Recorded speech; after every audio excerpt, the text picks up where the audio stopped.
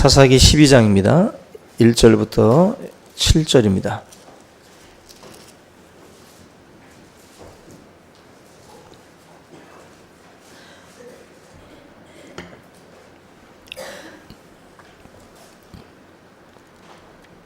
사사기 12장 1절부터 7절.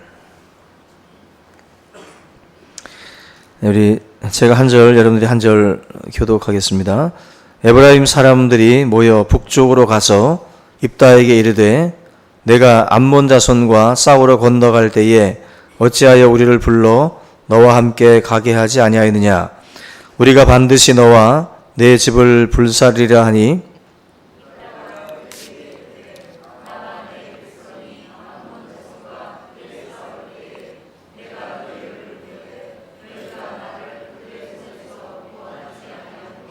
나는 너희가 도와주지 아니하는 것을 보고 내 목숨을 돌보지 아니하고 건너가서 암몬 자손을 쳤더니 여호와께서 그들을 내 손에 넘겨주셨거늘 너희가 어찌하여 오늘 내게 올라와서 나와 더불어 싸우고자 하느냐 하니라.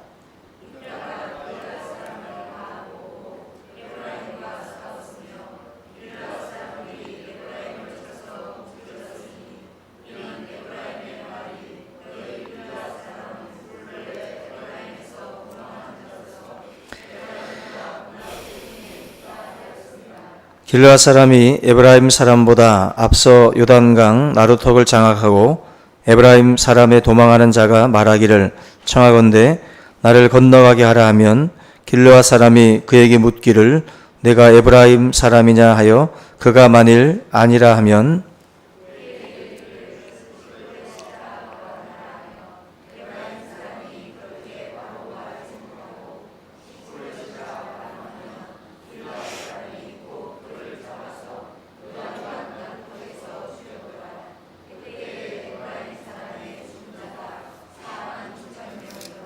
칠절 다 같이.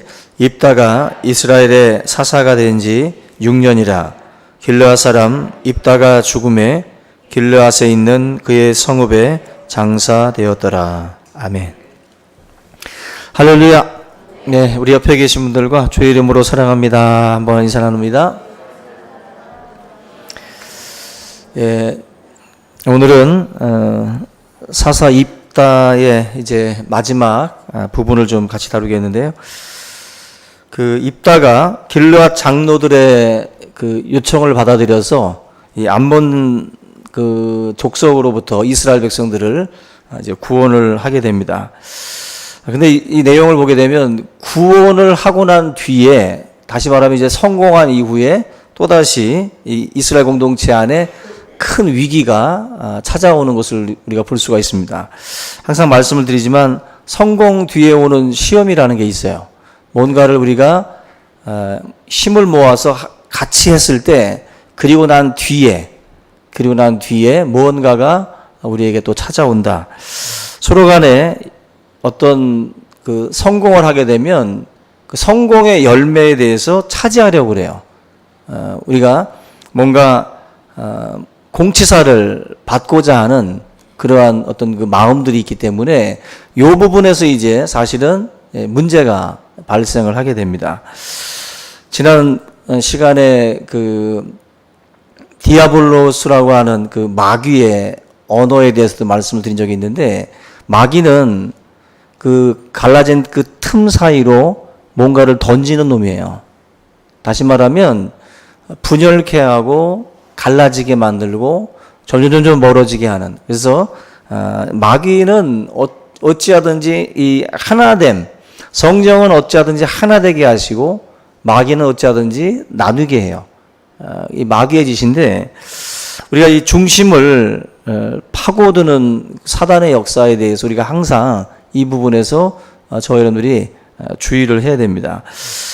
오늘 내용 이 마지막 이 7절, 6절 말씀에 보면 이제 42,000명이 죽어요. 동족 상잔의 비극이라고 그러죠. 이 동족 상잔의 비극을 통해서 이스라엘 공동체 안에 참 너무나도 가슴 아픈 역사의 한 장면입니다. 이 비극의 시작이 어디서 시작이 됐는지를 우리가 좀 봐야 되는데 여기 1절 말씀 보면은 에브라임 사람들이 모여 북쪽으로 가서 입다에게 이르되 네가 암몬 자손과 싸우러 건너갈 때에 어찌하여 우리를 불러 너와 함께 가게 하지 아니하였느냐. 어디서 많이 듣던 말이죠. 그죠? 기드온의 그 전쟁에서도 기드온이 기껏 이기고 나와서 왔더니 그때도 또 이 에브라임 지파거든요. 그때도 에브라임 지파가 나와가지고 왜 우리를 안 불렀느냐, 싸우러 갈 때 왜 우리를 안 불렀느냐, 그러면서 이 뭔가 이게 불평 섞인 원망 섞인 말들을 했던 지파가 바로 이 에브라임 지파인데, 지금 이 에브라임 지파가 너무나도 비슷한 말을 또 하고 있어요. 지금 이번에는 또 입다라는 사사가 승리를 거두고 난 뒤에 이러한 모습으로 또 찾아와가지고 또 똑같이 이야기를 합니다. 여기 보면 그 8장 1절에 보시면 요때만 해도 8장에서만 해도 그 에브라임 사람들이 기드온한테 불평 섞인 말이에요. 불평과 원망 정도의 말로 기드온한테 섭섭한 감정을 이렇게 드러냈던 그런 그 상황입니다. 그때 우리가 잘 알고 있는 것처럼 기드온이 자기를 한없이 낮춰요. 그죠? 한없이 낮추면서 에브라임의 끝물 포도가 우리 이 기드온의 그 므낫세 이 지파의 그 만물 포도보다 훨씬 더 낫다. 다시 말하면 우리들은 너무나도 보잘것없다. 당신 내가 최고다라고 하면서 이 에브라임 지파를 굉장히 높여주죠. 그러면서 이 에브라임의 그 뭔가 이렇게 분노라면 분노인데 자기들이 분노할 상황이 아니거든요. 근데 그 상황을 잘 마무리를 해서 어떻게든 그 위기를 넘어갔습니다. 그런데 이번에는 여러분들 내용을 보시면 달라요. 기드온한테 와서 에브라임 지파가 원망과 섭섭한 감정을 드러냈던 것과 다른 점이 있어요.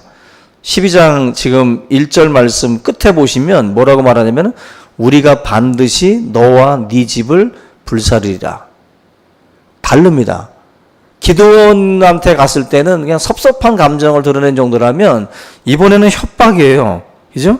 원망 정도가 아니라 네 집을 불살라 버리겠다. 너와 내 집, 다시 말하면 다 죽여버리겠다는 거죠. 굉장히 잔인한 어떤 그 협박의 말을 이번에는 에브라임 지파가 꺼내고 있어요. 여기 그 에브라임 지파가 왜 그러는지는 지난번 기드온 때도 말씀을 드렸죠. 이 지파가 그 지파적인 어떤 우월감이 있어요. 다른 지파들보다 우월의식이 있어가지고 자기들은 명문 지파라는 거죠. 오늘 요셉이 이스라엘 지파 전체를 끌고 들어가잖아요. 애굽으로. 그죠? 그래서 그 애굽에서 이제 에브라임과 므낫세라고 하는 자식을 낳습니다. 그래서 어떻게 보면은 이 에브라임 지파는 자기의 조상이 요셉이에요. 자기 아버지가 요셉이고 그 지파들이 항상 어떻게 보면은 우리 이스라엘을 어떤 그 국가적인 어떤 그 모습을 갖추기 위한 토대로 하나님이 쓰신 사람이 바로 요셉이다. 뭔가 요셉의 그 가문의 어떤 출신이라고 하는 그 배경이 있기 때문에 우월의식들이 굉장히 있었던 거예요. 그리고 여호수아도 에브라임 지파예요. 그러니까 이 뭔가 이렇게 흘러가는 모습이 에브라임 지파가 뭔가 어깨에 힘이 들어갈 만한 일들이 상당히 많이 있었습니다. 그러다 보니까 이 에브라임 지파는 스스로를 명문, 가문, 이렇게 말하는 것처럼 굉장히 그런 그 자기 자존감들이 굉장히 큰 그 사람들이었다는 거예요. 이들이 뭔가 이 특권 의식이 어느 지파들보다도 있었다라는 것입니다. 그래서 이들의 어떤 영향력이라든지 이들의 입김, 이들의 어떤 그런 그 자리매김 이런 것들이 굉장히 크다라고 보시면 돼요.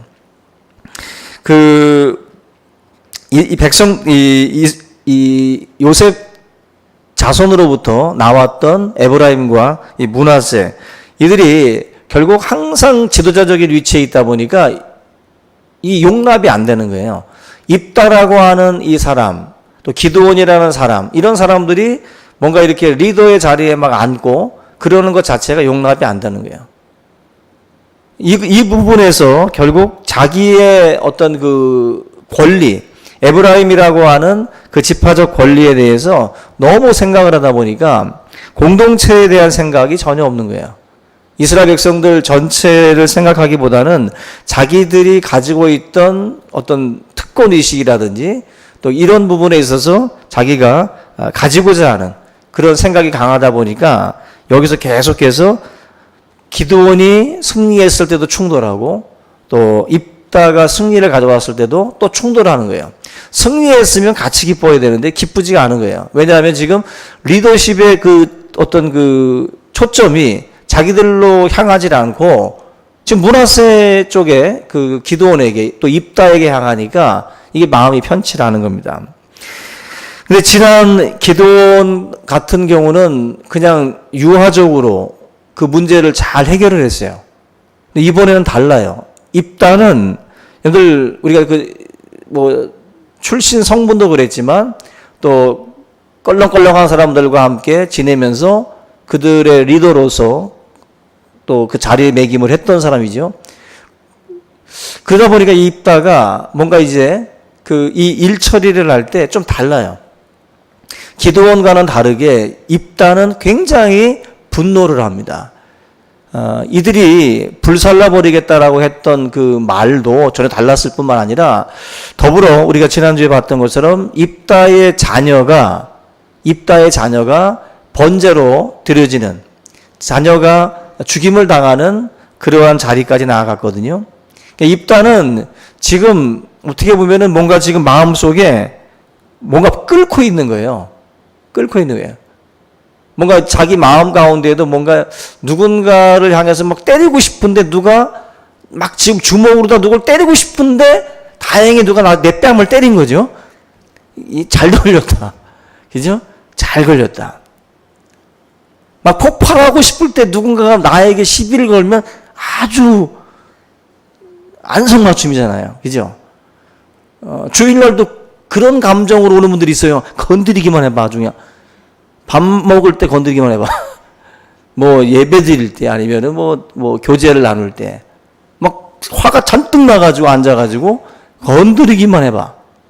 입다가 지금 그런 꼴인데 지금 에브라임이 와가지고 니네 집들 다 불살라버리겠다고 하니까 기드온 때는 먹혔는데 입다 때는 먹히질 않아요.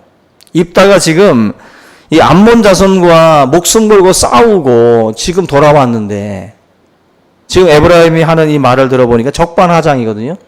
이건 말도 안 되는 거거든요. 부를 때는 오지도 않다가 다 이기고 난 뒤에 이제 모든 전쟁의 승리가 결정된 상황에서 이제 와가지고 저렇게 떠드니까 입다가 분노를 하는 거예요. 적반하장이다. 그래서 이 므낫세 지파랑 에브라임 지파는 형제라는 걸 아셔야 돼요. 요셉의 아들 둘인데 이 둘은 형제예요. 형제 지파예요. 형제 지파. 근데 지금 므낫세의 그 계열과 에브라임의 계열이 지금 충돌을 일으키고 있어요. 똑같이 요셉의 아들인데 이 두 지파가 지금 불이 붙고 있는 겁니다. 가까운 사람들로 배신을 당하게 되면 더 분하잖아요. 그런 것처럼 입다 같은 경우도 아마 그런 감정이었을 겁니다. 근데 여기 보면은 이 두 지파가 묘한 경쟁 심리가 있어요. 아버지가 그 요셉이 그 아버지 야곱한테 자기의 아들들을 축복 기도 받으려고 데리고 가요. 근데 아버지 야곱이 원래 오른쪽 손은 장남에게, 왼쪽 손은 차남에게 이제 얹고 기도를 해야 되는데 아버지 야곱이 이 손을 이렇게 어긋맡겨서 기도를 합니다. 요셉이 다 알아서 오른쪽 손 쪽으로 이 므낫세를 데리고 왼쪽 손 쪽으로 이제 에브라임을 데리고 이렇게 쭉 간 거거든요. 왼손에 맞춰서.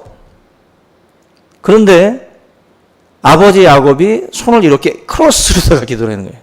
크로스로. 요셉이 아버지 잘못됐습니다. 손을 바꾸셔야 됩니다. 근데 아버지 야곱이 뭐라고 하냐면 안다. 나도 안다. 그런데 작은 놈이 이제 큰 놈보다 더 큰 민족을 이룰 것이다. 더 크게 된다는 거죠. 그러니까 하나님의 그 어떤 예언의 말씀이 그 야곱의 그 축복 기도 속에 담겨져요. 하나님이 어찌 보면 이제 에브라임을 더 크게 하시겠다라고 하는 말씀을 이제 주신 거거든요. 근데 가나안 땅에 도착을 해서 땅을 분배할 때 실제적으로 더 많은 땅을 차지한 지파는 이 기도와랑 다르게 므낫세 지파가 더 많은 땅을 차지해요. 그리고 상대적으로 에브라임 지파가 조금 작은 땅을, 므낫세보다는 작은 땅을 차지합니다. 다른 지파들에 비해서는 크다고 볼 수도 있겠지요. 그런데 에브라임 지파가 므낫세의 지파보다는 좀 작아요.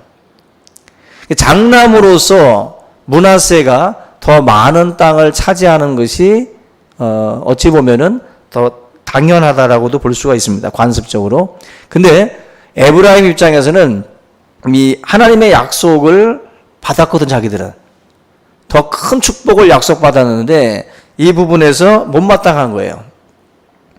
여러분들, 우리가 하나님의 약속을 받았을 때 아브라함 같은 경우도 그 약속을 자기가 인위적으로 막 끌어오잖아요. 그죠? 그래서 그 사라를 통해서 자녀를 낳아야 되는데 하갈을 끌어와서 자녀를 낳아요. 일부러. 아버지의 약속하신 것을, 약속을 받았는데 자기가 인위적으로 땡기는 거예요. 인위적으로 땡겨가지고 이스마엘이라고 하는 아들을 낳죠. 그 골칫덩어리 나온 거예요. 다윗은 이스라엘의 왕으로 기름 부음 받았지만 자기가 일부러 땡겨오지 않죠. 사울 왕을 자기가 얼마든지 죽일 수 있는 기회가 오는데도 다윗은 안 죽여요. 하나님의 기름 부음 받은 자라고 하면서 그의 옷자락만 자른다든지 계속 도망만 다닙니다. 하나님이 자기를 정말 세울 때까지 자기가 인위적으로 하지 않겠다는 거죠. 근데 에브라임 지파가 지금 보여주고 있는 모습 보면은 상당히 뭔가 교만하기도 하고 또 인위적이에요. 하나님의 약속이 그렇게 주어졌다 할지라도 자기들이 그러한 어떤 그 자리에 참여도 하지 않고 언제나 다 된 밥에 꼭 와가지고 숟가락 하나 얹으려고만 하는 어떤 그런 식이죠, 지금. 결국 이 므낫세와 에브라임의 이 두 지파의 충돌은 보면은 뭐 장남으로서 자기는 또 하나님의 약속을 받은 자로서 이 둘이 자꾸만 이제 충돌이 일어나고 있는 거예요. 충돌이. 여기 보면 어찌됐든지 이 입다도 그렇고 그리고 또 이 에브라임 지파도 그렇고 주고받는 언어들이 사실은 다 폭력적이죠. 지금 이 에브라임 지파 같은 경우도 너무 폭력적인 말로 네 집을 불살라 버리겠다는 이 말도 상당히 폭력적이고 그 말을 들은 입다도 굉장히 폭력적으로 나가요. 그러면서 동족 상잔의 비극이 일어나는 거예요. 이 두 지파가 형제 지파인데도 불구하고 본문에 나와 있는 것처럼 42,000명이면 적은 수가 아니잖아요. 거의 씨가 마른 거예요. 완전히. 이 지파를 거의 전멸시킨 거나 마찬가지입니다. 그저 남자들을. 그만큼 굉장히 잔인한 그러한 전쟁이었다고도 볼 수 있어요. 이게 바로 형제들끼리 일어났던 그 일이라는 것입니다. 오늘 내용에 보면 길르앗 사람들이 입다의 부름에 다들 쉽게 응답을 해요. 길르앗 사람들이. 이 길르앗 사람들은 므낫세 지파 계열의 사람들이에요. 그러다 보니까 에브라임 지파를 심판하는 그 일에 길르앗 사람들을 부르게 되는데 이 길르앗 사람들은 나름대로 굉장히 모멸감을 들게 하는 말들을 들으면서 살았던 사람들입니다. 여기 말씀에도 보면 4절 말씀 한번 같이 보겠습니다. 12장 4절에 입다가 길르앗 사람을 다 모으고 에브라임과 싸웠으며 길르앗 사람들이 에브라임을 쳐서 무찔렀으니 이는 에브라임의 말이 너희 길르앗 사람은 본래 에브라임에서 도망한 자로서 에브라임과 므낫세 중에 있다 하였습니다.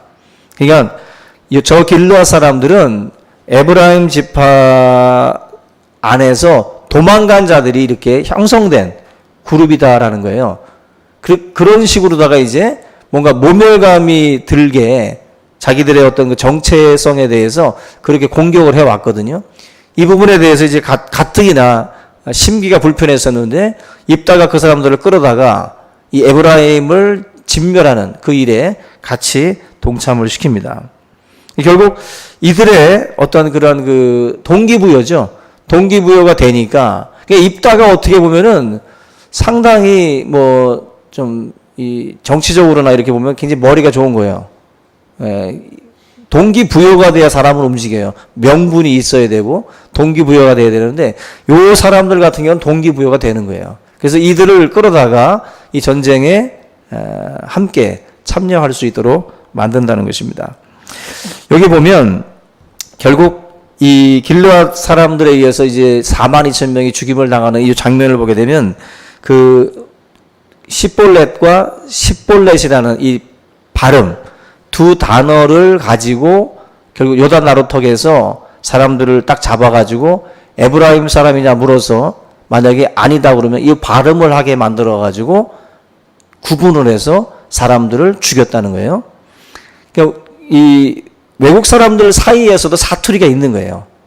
사투리가. 그래서 예전에 그 우리 김영삼 대통령이 발음 때문에 굉장히 재미난 에피소드들이 많잖아요. 그죠? 제가 몇 가지를 소개를 해드리면 제가 이걸 보면서도 참 재미난 부분이네. 뭐 쌀을 살이라고 하는 그 경상도 분들 그 발음의 그 문제가 요 시볼렛과 시볼렛 여기서 나오는 거예요. 예전에 그 김영삼 대통령이요. 그 제주도에 가서 그 말을 했다고 그러죠. 이대한 제주 시민 여러분, 이 제주를 세계적인 관광 도시로 만들겠습니다. 예, 관광이라는 말이 안 되는 거예요. 그래서 관광 도시로 만들겠다고 하니까 옆에 있던 외무부 장관이 관광이 아니라 관광입니다라고 말했더니 기분이 나빠가지고 애무 장관은 애무에 집중하라고 또 그렇게 말을 했다고 그래요. 그러니까 이게 지금 그 김영삼 이 실화라고 그래요. 실화. 그 뭐 나중에 이제 우스갯 말들도 많이 나왔지만 그 또 강남인가요? 어느 지역에 가가지고는 그 결식아동들한테 가가지고 걸식아동이라고 해가지고 또 순식간에 아이들도 거지로 만들기도 하고 이분이 가는 곳곳마다 이 발음 때문에 문제들을 굉장히 많이 일으켰어요. 근데 그 발음 문제가 우리들이 살면서 참 재미난 에피소드처럼 느껴질 수도 있는데 우리나라는 발음과 사투리가 이게 웃을 일만이 아니에요. 그잖아요. 우리나라도 얼마나 정치인들이 지역감정 부추깁니까? 그래서 뭐 이런 대표적인 게 전라도 아닙니까? 전라도 분들의 그 말투 들으면 저 사람 전라도네. 전라도 사람 하면 또 이렇게 탁 등을 친다든지 상종 못할 사람이다. 서로 막 패가 갈려져 가지고 막 싫은 티도 내고. 근데 사실은 우리 이 모든 민중들은 다 죄가 없어요. 어떻게 보면은 이 정치인들이 다 갖고 노는 거지. 장기판 가지고 놀듯이 여기다 놓고 저기다 놔가지고 서로 이 지역 감정을 통해 가지고 표를 얻는 거죠. 잠잠하다고도 선거 때만 되면 또 지역 감정 그 모든 것들을 다 끌어오잖아요. 근데 지금 이 에브라임과 이 므낫세 지파 사이에서는 이 발음 문제가 42,000명을 죽여요. 발음 문제로. 이걸 보면서 형제간에 엄청난 전쟁을 치렀구나라고 생각을 하지만 우리나라도 지금 이 전쟁 치르고 있잖아요. 이 전쟁. 아직도 발음 문제와 사투리로다가. 여러분들 인천에 전라도 분들 얼마나 많은데요. 인천에 경상도 분들 얼마나 많고. 우리가 이런 지역적인 그 감정이나 발음으로 사람을 차별하고 이렇게 뭐 하는 것은 똑같은 거예요, 지금 이거. 시볼렛과 시볼렛으로 해가지고 사람들을 구분해가지고 죽이는 것과 사실은 비슷한 내용입니다. 지금 이 발음이 심판의 근거가 되잖아요. 그죠? 심판의 근거가 돼가지고 딱 구분을 해서 딱 쪼갭니다. 우리가 오늘 이 말씀을 보면서 우리가 이 요단 나루턱에서는 이 발음이 심판의 기준이 돼요. 근데 우리 이 마지막 심판 때에는 우리를 가르는 기준이 뭐냐면은 예수 그리스도에 대한 믿음의 그 기준을 가지고 가르게 돼요. 요 십볼렛과 십볼렛이라는 요 참 별로 그렇게 다를 것 같지 않아 보이지만 지금 이 땅을 살아갈 때 우리는 다 그 사람이 그 사람 같습니다. 구분이 안 돼요. 구분이 안 돼. 근데 이 수많은 사람들을 골라낼 때 구분을 양과 염소로 구분을 할 때 그 기준이 여기서 참 어처구니 없게 십볼렛과 십볼렛인 것처럼 예수 그리스도라고 하는 그 분에 대한 믿음, 요게 기준이 돼서 사람들을 가르게 됩니다. 이게 사실은 이 사사기 12장은 심판이에요. 심판. 어떻게 보면 이 지금 이 마지막 이 6절과 이 나오는 내용이 어떤 그 명확한 심판에 대한 기준을 말씀을 하고 있는데 노아의 홍수 같은 경우도 어떤 그 어떤 기준을 통해서 그죠? 배 안에 들어와 있는 자와 배 밖에 있는 자, 방주 안에 있는 자와 방주 밖에 있는 자로 구분되는 것처럼 하나님이 그 시대에 말씀하시는 그 기준, 바로 예수 그리스도라고 하는 기준을 통해서 모든 판단이 구분이 되는 거예요. 심판이. 사실 이 말씀을 통해서 우리가 이런 영적인 진리도 깨닫게 되고 또 우리가 어떤 일들을 행할 때 우리의 말이나 우리의 어떤 그런 행동들이 참 큰 결과를 가지고 온다. 큰 차이를 가지고 온다라는 것을 알 수가 있어요. 기드온의 사건과 입다의 사건을 놓고 봐도 너무 큰 차이가 있어요. 여러분들 우리가 어떤 일들을 행할 때마다 상대방에 대해서 축복하고 또 좋은 말로 우리가 격려하고 축하해 줄 수 있는 그 자리에서 우리가 만약에 거기서 분노하고 거기서 우리가 혈기를 내고 거기서 뭔가 자기 권리 찾고 그러면서 뭔가 분위기들을 그렇게 만들어 놓으면 결과가 천양지차로 달라져요. 천양지차로. 항상 저나 여러분들이 이런 어떤 그 힘든 싸움을 싸우고 그리고 돌아오는 사람들에게 어떤 비판의 근거를 가지고 그들에게 나아가는 게 아니라 뭔가 그들의 수고와 그들의 어떤 행동에 대해서 격려하고 또 축복하는 그러한 마음의 가짐이 저와 여러분들에게 있기를 주님의 이름으로 축원합니다. 오늘 이 입다의 이제 마지막 장면 7절 보면은 입다는 6년 정도 지내다가 죽어요. 참 큰 사역했는데 마지막 결론에서 보면 다른 사사들은 막 40년 막 이렇게 지내다가 죽는데 입다는 일찍 죽어요. 혈기 부리면 일찍 죽습니다. 예? 그리고 딸도 없고 뭔가 마음에 어떤 깊은 상처와 어떤 아픔들이 있는 거죠. 그리고 동족 상잔의 비극, 이게 지금 결과론적으로 이제 이렇게 끝나고 난 뒤에 뒤돌아보면 이 입다의 마음이 편할 수가 없어요. 이게 분노와 이 혈기 속에서 이루어지고 난 뒤에 나중에 벌어진 일들을 뒤돌아보면 후회밖에 안 남아요. 후회밖에. 입다가 다른 사사들에 비해서 일찍 어떤 생을 마감한 것을 보게 되면 그런 입다가 걸어온 삶이 너무 험해요. 너무 험하고 너무 상처와 아픔과 뭐 이런 것들이 너무 많아요. 너무 많아. 이게 결코 한 인생에게 좋을 수가 없습니다. 암이라는 것도 뭐 10년 전에 받았던 충격들이 고스란히 남아서 암이 되는 경우들이 많다고 그러잖아요. 삶의 충격들, 아픔들. 입다도 제가 볼 때는 암으로 죽은 것 같아. 암으로.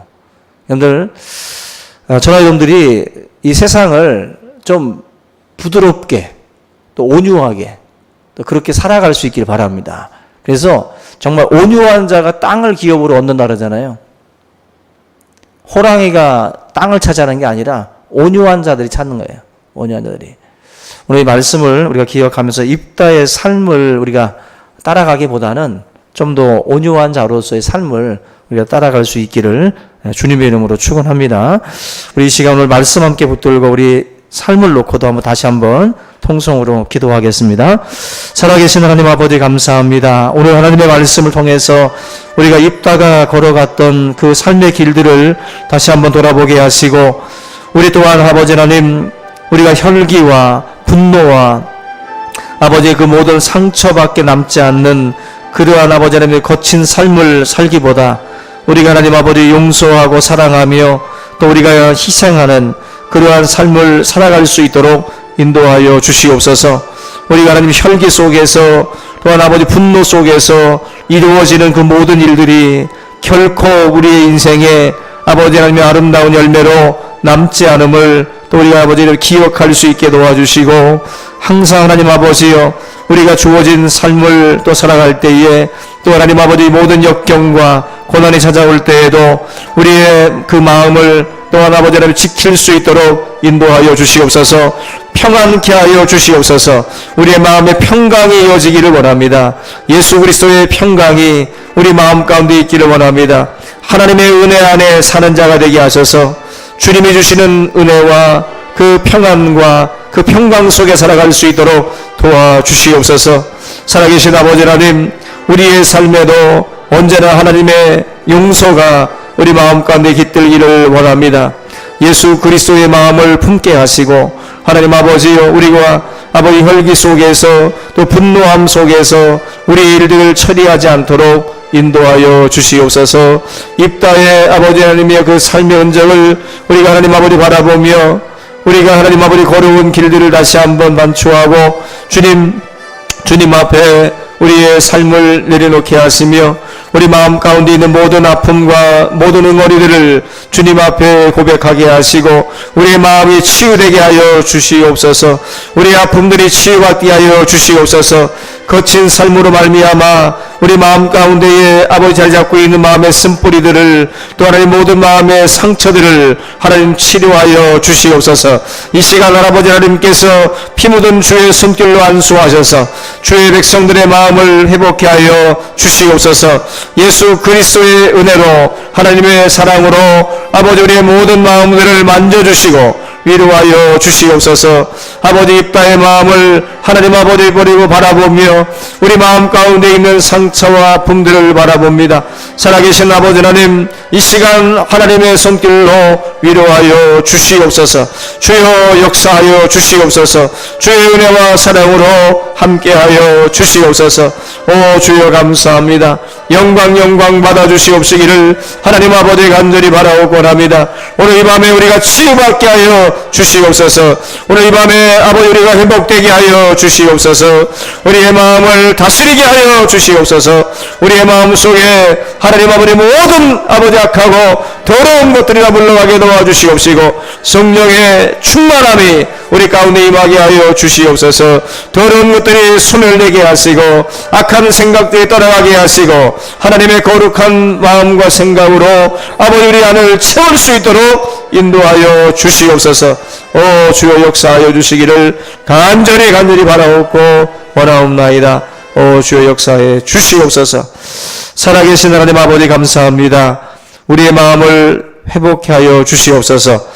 입다의 삶처럼 거친 그 삶 속에서 우리 마음 가운데 자리 잡고 있는 그 모든 허물과 그 모든 죄악과 그 모든 쓴뿌리들이 이 시간 아버지 하나님이 다 소멸되게 하여 주시옵소서.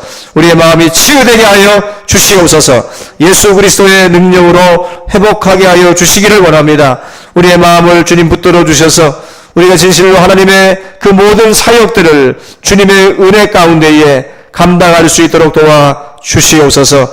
우리의 마음을 온유케 하여 주시옵소서. 부드럽게 하여 주시옵소서. 하나님의 말씀 안에서 우리가 아버지 모든 것을 이기며 승리하며 걸어갈 수 있도록 도와주시옵소서. 감정대로 우리가 하나님 아버지 우리의 일들을 처리하지 않게 도와주시고 온유한 마음을 주시어서 이 모든 것을 주의 마음으로 아버지 우리가 감당해 나갈 수 있도록 인도하여 주시옵소서. 우리 밤에 우리의 마음이 회복되게 하시고 우리의 생각이 회복되게 하셔서 진실로 하나님의 거룩한 영광이 우리의 삶을 통해서 나타날 수 있도록 인도하여 주시옵소서. 감사하고 예수님의 이름으로 기도하옵나이다. 아멘.